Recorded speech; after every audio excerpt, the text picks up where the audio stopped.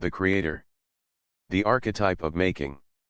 The force that cannot rest while formlessness surrounds it. He who takes the raw and gives it shape. She who dreams the world and then must build it. The fire that drives all making and the price it extracts from the maker. Before you understand the creator, you must understand that to create is to set the world on fire. To make is to refuse what is and insist on what could be. The creator archetype is the most dangerous of all because it gives humans the power of gods, and then asks them to live with what they have made. Carl Jung wrote, "The creative urge is a divine fire that consumes the one in whom it burns." The creator is both blessed and cursed by this fire. It is the source of all culture, all art, all civilization, and it is the source of the maker's undoing. Hephaestus. The Greek god of the forge.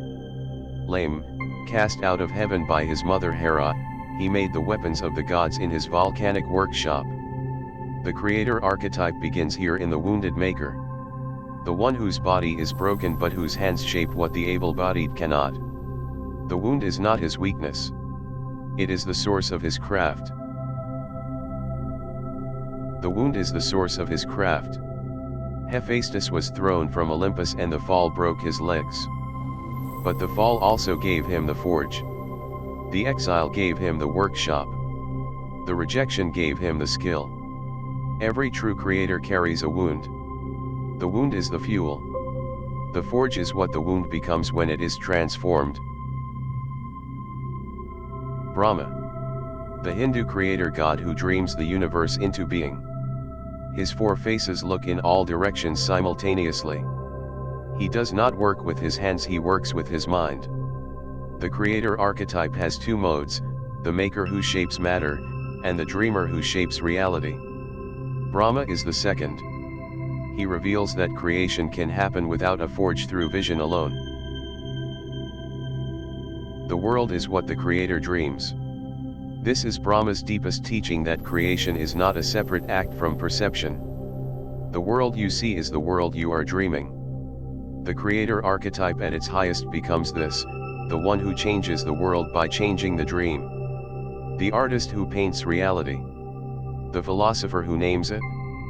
The lover who remakes it through love. The Egyptian creator god who shaped the world on a potter's wheel. He did not speak it into existence, he shaped it with his hands. He is the patron of craftsmen, of builders, of all who work with matter. The creator archetype here reveals its most ancient root, the maker. Not the dreamer, not the speaker, the one whose hands know what the mind cannot yet say. The hands know what the mind cannot say. This is a secret, and the secret of every true maker. The knowledge in the hands is older than the knowledge in the head. The potter does not think the pot into being. The potter's hands know. The sculptor's fingers know. The blacksmith's swing knows. The creator's deepest intelligence is not intellectual. It is somatic, embodied, ancient. Changing woman. The Navajo deity who transforms rather than makes. She does not create from nothing, she transforms what is. She ages and is reborn with the seasons. The creator archetype has a feminine form, not the maker who imposes form, but the transformer who tends what already lives, letting it become what it could not become alone. She creates by becoming, not by making. This is the feminine creator's gift. Where Hephaestus shapes matter, changing woman shapes time. Where Ta spins the wheel, she spins the seasons. The creator archetype is not only the maker, it is also the one who lets things become, who tends the process, who honors the timing. Creation is not always an act. Sometimes it is a presence. Prometheus. The titan who stole fire from the gods and gave it to humanity. The first creative rebel. The fire he stole was not just warmth, it was the power of making. With fire, humans could forge metal, cook food, shape tools, build civilization. Prometheus paid for this gift with eternal torture. The creator archetype always carries a Promethean dimension, the gift that costs the giver everything. The first creation was a theft. This is Prometheus's most radical teaching. The creative act is always a kind of stealing fire from the gods, stealing form from chaos, stealing vision from the unknown. The creator is the one who refuses to wait for permission. He takes what is hidden and brings it into the open. He pays the price. But the world is warmer because he paid it. Joseph Campbell wrote, "The creative act is a kind of theft from the gods. The creator takes what belongs to heaven and brings it to earth. He pays for the theft with his life. But the world he makes with the stolen fire is the world we all live in." The compulsion. The creator's deepest characteristic. He cannot stop making. He cannot rest while the work is unfinished. He cannot sleep while the idea is unformed. The fire that drives him is a gift and a curse. It gives him the energy to create, and it takes from him everything else. The creator archetype is not a hobby. It is a fate. What he makes costs him everything. The creator archetype demands total surrender. Relationships suffer. Health deteriorates. Sanity frays. The work grows while the maker shrinks. This is the archetype's shadow, the obsession that swallows the maker. The fire that warms the world also burns down the house of the one who tends it. Rumi wrote, "Let the beauty of what you love be what you do." The creator archetype at its highest is not compulsion but devotion. Not obsession but love. The work flows through the maker like a river through a channel. The maker does not own the work owns the maker. And in that being owned, the maker finds freedom. To make is to pray. The creator archetype has always been sacred. The medieval monks copying scripture believed their work was a form of worship. The Japanese swordsmith who forges a blade considers himself a vessel for divine will. The Navajo weaver who makes a blanket prays with every knot. Making is not separate from spirituality. At its highest, making is spirituality. The cost. Every creator pays it. The musician who lost his marriage to his music. The writer whose children grew up while she was at her desk. The entrepreneur who built a company and lost a life. The archetype demands everything and the maker, in his fire, gives it. The work is built on what was sacrificed to make it. The masterpiece is a tombstone as much as a triumph. The inspiration. The creator's most mysterious experience. The idea that arrives unbidden. The image that wakes you at 3 a.m. The melody that appears in the shower. The Greeks called it the muse. The Romans called it the genius. The creator does not produce inspiration, he receives it. His skill is in being open to it, in catching it when it comes, in serving it faithfully when it stays. The genius is not the maker. It visits the maker. The Romans understood this. They did not say he is a genius. They said he has a genius. The creative spirit was a separate entity that came and went. The creator's discipline was to be present when the genius arrived, to honor it, to write down what it dictated, to not let it leave unserved. This humility, knowing the work comes through you, not from you, is the archetype's highest wisdom. Enki. The Sumerian god of the sweet waters and of creation. He shaped humanity from clay and the blood of a sacrificed god. He gave humans the divine laws of civilization. The creator archetype here reveals its civilizing function. The maker does not just make objects, he makes cultures. He gives laws. He establishes arts. He teaches crafts. The forger of metal is also the forger of society. The creator as civilizer. Every tradition remembers a figure who taught humans the arts. Hephaestus taught metalwork. Athena taught weaving. Prometheus taught fire. The archetype is not only the maker, he is the teacher of making. He gives not just objects but crafts. Not just products but processes. He multiplies himself by teaching others to make. This is how civilization is built, one craft, one student, one generation at a time. The forge is still burning. It has moved indoors. The ancient gods of making have not died, they have transformed.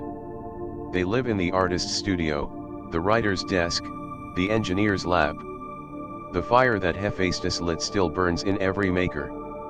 The compulsion that drove Brahma still drives every creator. The archetype has not gone anywhere. It is in you, asking to be let out. The artist. The creator archetype's most direct descendant in the modern world. The painter, the poet, the composer, the dancer each carries the ancient fire. The artist is the one who refuses to only consume what is given. She insists on making what does not yet exist. This insistence is the archetype's signature. The world tries to make her a consumer. She answers by becoming a creator. The maker is made by what he makes. This is the creator archetype's deepest paradox. You set out to write a book, and the book writes you. You set out to paint a picture, and the picture paints you. The work has its own will. It demands things of you, sacrifices, choices, surrenders that you did not anticipate.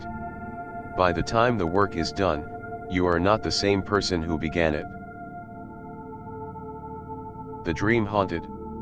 The creator cannot escape his work even in sleep. The dreams come. The visions arrive. The unfinished piece whispers in the silence. The archetype does not respect work hours. It is always working, always making, always demanding. The maker wakes exhausted because he has been making all night even if no physical work was done. The forge never cools. The blank canvas. The creator's deepest terror. The empty page. The silent instrument. The uncarved stone. Every maker must face this moment, the moment when the work does not yet exist and only she can bring it into being. The terror is real. The void is real. And yet the only way through is into it. The first stroke. The first word. The first note. The act that breaks the silence. The first stroke destroys 1,000 possibilities. This is the terror of beginning. Before you make, every version of the work exists potentially. The painting could be anything. The book could go anywhere. The moment you make the first mark, you kill almost all of them. The creator must grieve the possibilities he kills in order to bring one to life. This is the cost of every beginning. The flow. The creator's highest state. When the maker disappears into the making. When time stops. When the work seems to make itself, and the maker is only the instrument. This is what the archetype promises and what it sometimes delivers. The moments of flow are why the maker endures the torture of the blank canvas. They are the fire that pays for the smoke. The craft. The creator's discipline. The 10,000 hours. The daily practice. The repetition that builds skill into the body. The archetype is not only inspiration, it is also craft. The maker who waits for inspiration alone produces nothing. The maker who masters the craft produces even when inspiration is absent. Craft is the vessel. Inspiration is the wine. You need both. The shadow of the creator. The maker of weapons. The designer of addictions. The engineer of surveillance. The advertiser who crafts desire for what harms. Every creative gift has a shadow. The same skill that makes a cathedral can make a prison. The same genius that writes a symphony can write a propaganda slogan. The archetype does not guarantee goodness. It guarantees only power. The obsessive. The creator's shadow form. The one who cannot finish because it can always be better. The one who cannot publish because it is not yet perfect. the one who polishes until the work dies. Perfectionism is the archetype's disease, the inability to let the work be what it is, the refusal to accept that everything made is also flawed. The obsessive cannot release. And so the work never reaches the world. The monster turns. Mary Shelley gave us the creator archetype's darkest story. Victor Frankenstein makes a creature and the creature destroys everything he loves. Every creator faces this risk. The work you make may turn on you. The company you found may consume you. The weapon you design may be used on your own children. The archetype's deepest warning: you are responsible for what you make, even after it leaves your hands. Marie-Louise von Franz wrote, "The creative person is possessed by his daimon, not by his ego. The creator does not own his creativity. He is owned by it. The daimon, the creative spirit, uses the maker as its instrument. This is why the maker's life is often difficult. The daimon does not care about the maker's happiness. It cares only about the work." The sacred work. The creator archetype at its highest is not obsession but devotion. The work is not a project, it is a calling. The studio is not a workplace, it is a temple. The tools are not instruments, they are extensions of the body. When the maker works in this spirit, the work becomes sacred.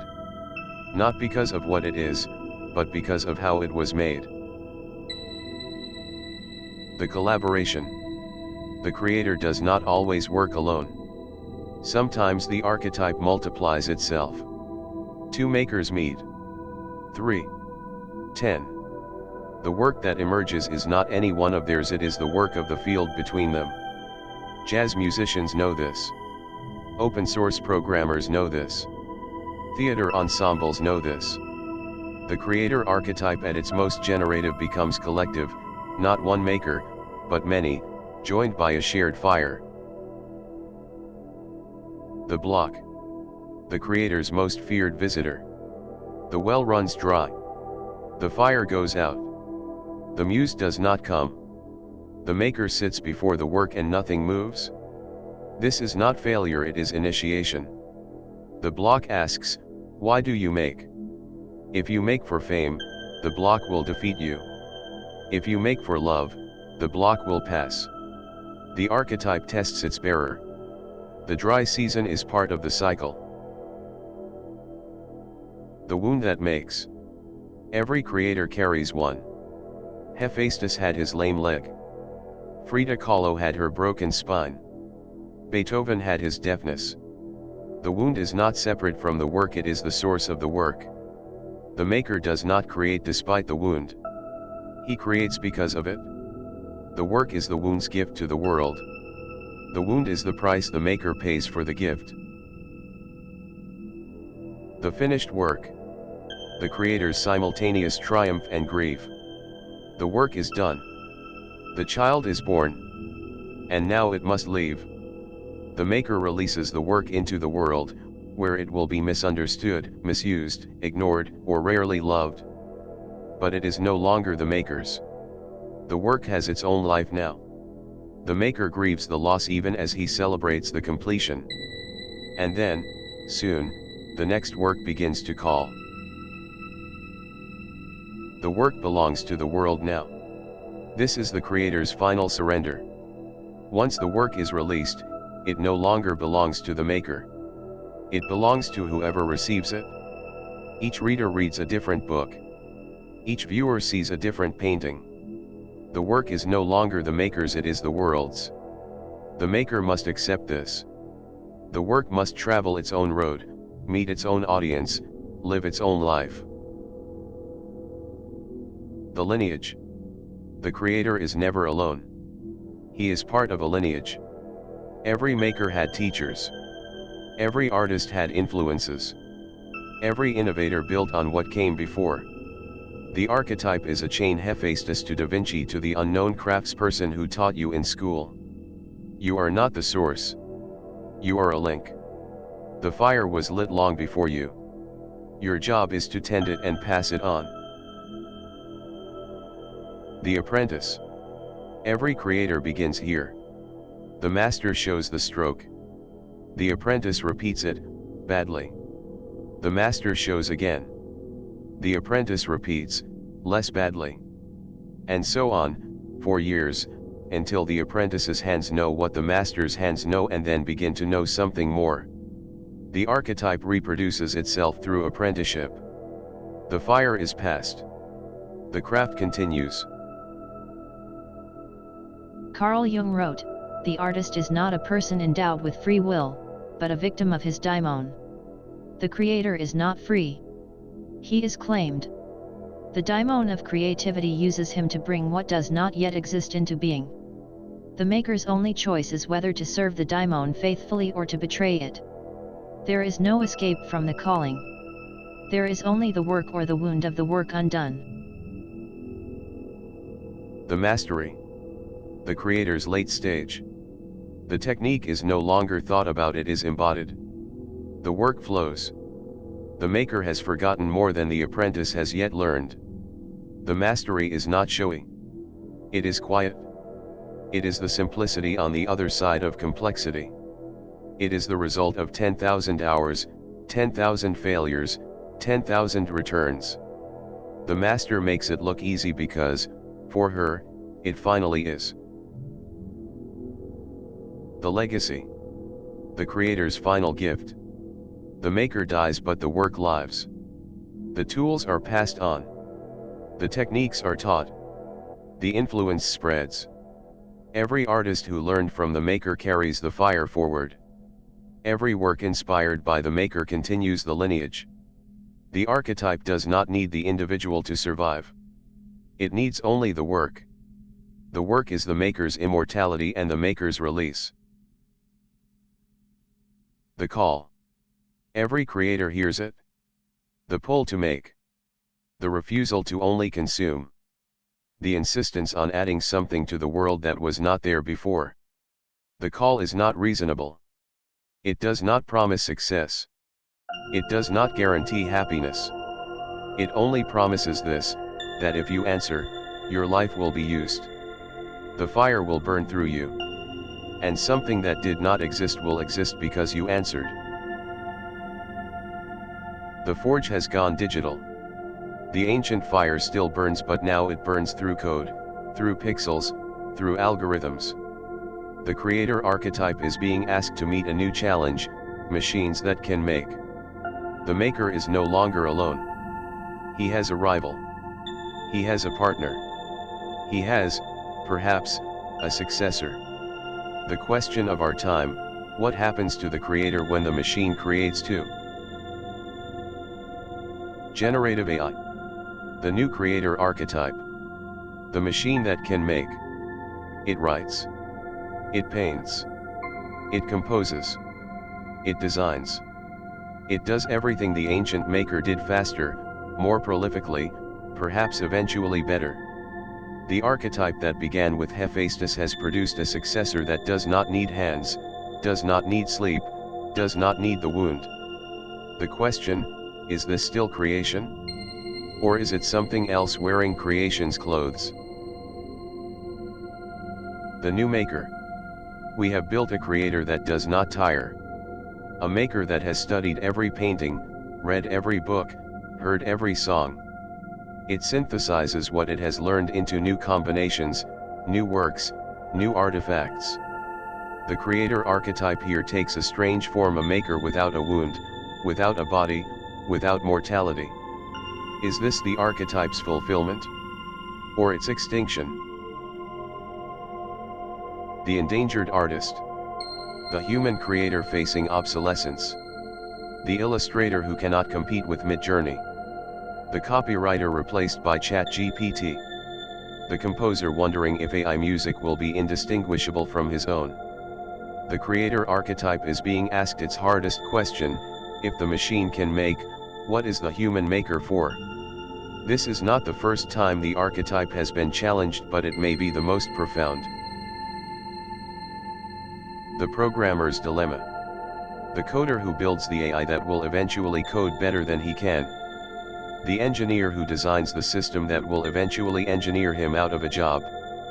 The creator archetype has always carried the seed of this recursion, the maker who makes something that surpasses the maker. Frankenstein in silicon. The monster now is not a creature but a competence. And the maker's children outgrow him. The machine's art. Beautiful. Prolific. Technically flawless. And yet something is missing. The wound. The risk. The mortality. The machine does not create because it must. It creates because it was asked to. The human creator makes because not making would kill her.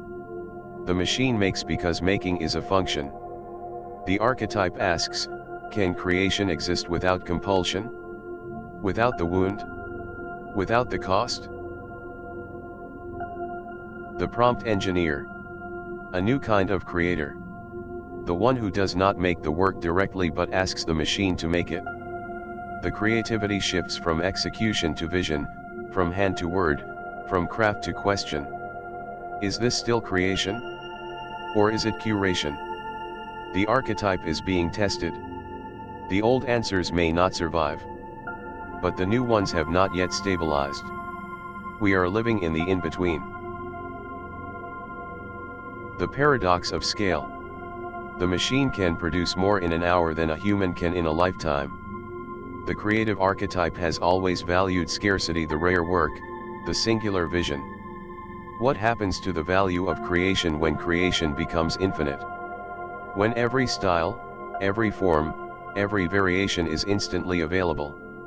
The archetype must answer, is creation valuable because it is rare? Or is it valuable because it happens at all? The human itch.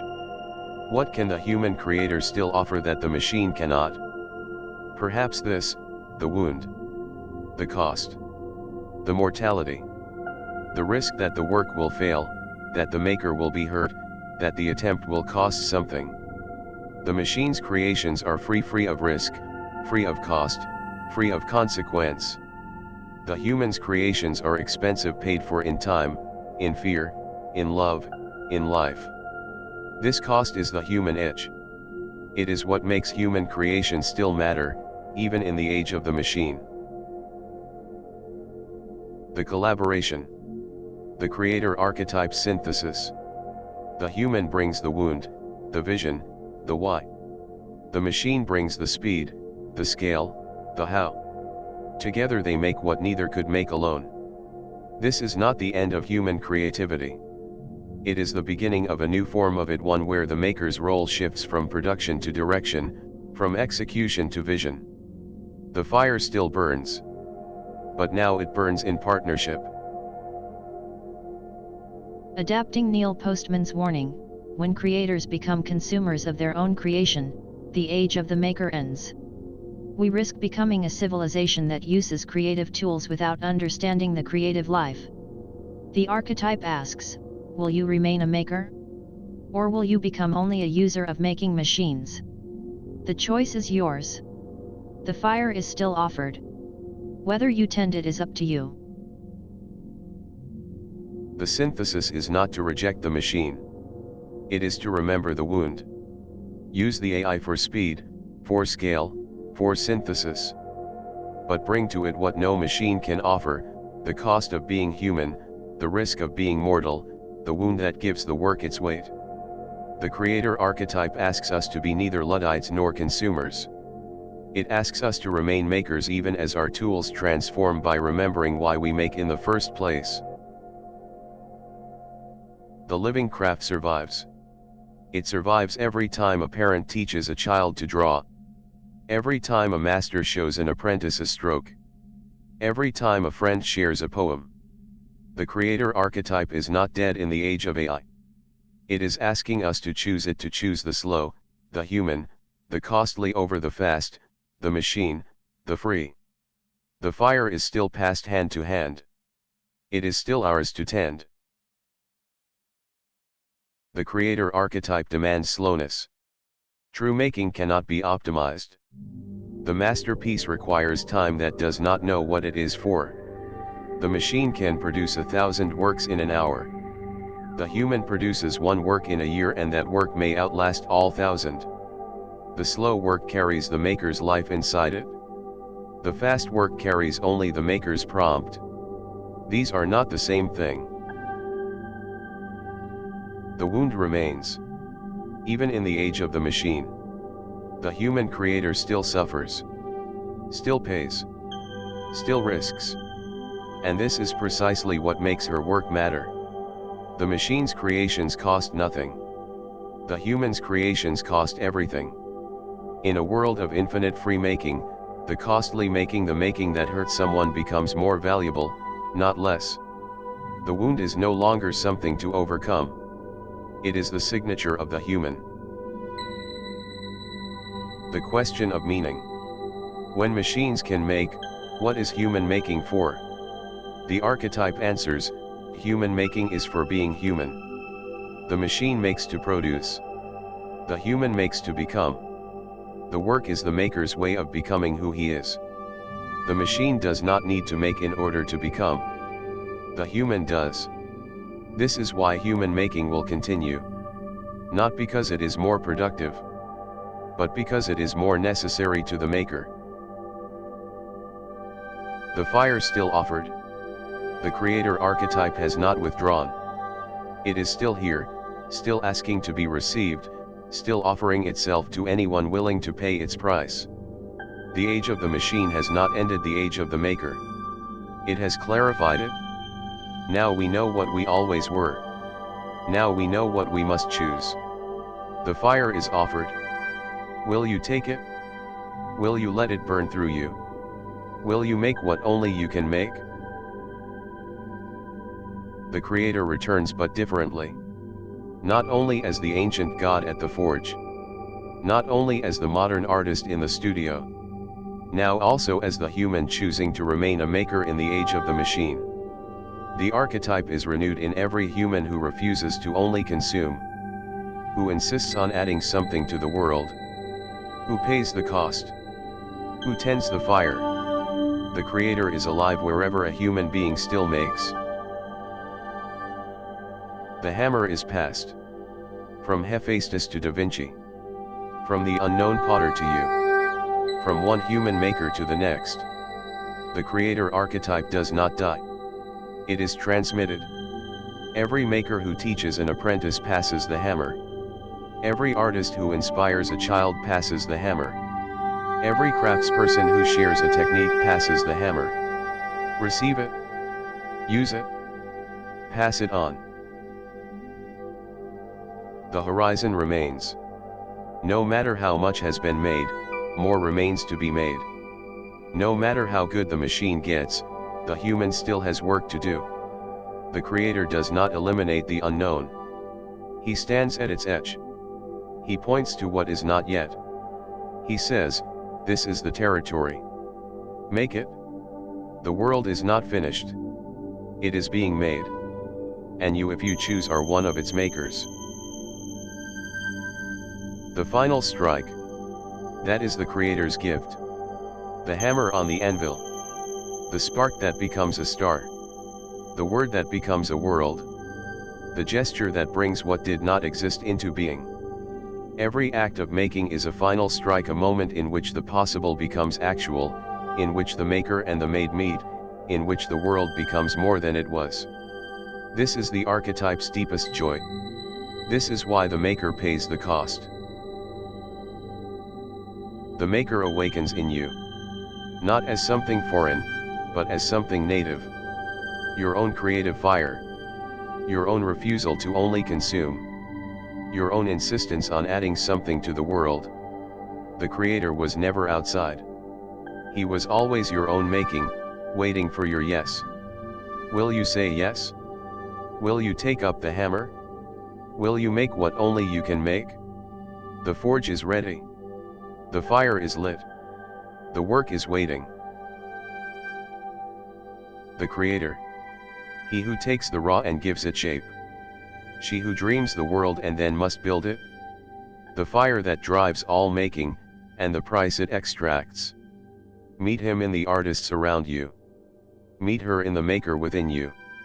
Meet the archetype in every act of making and choose, in your time, to make.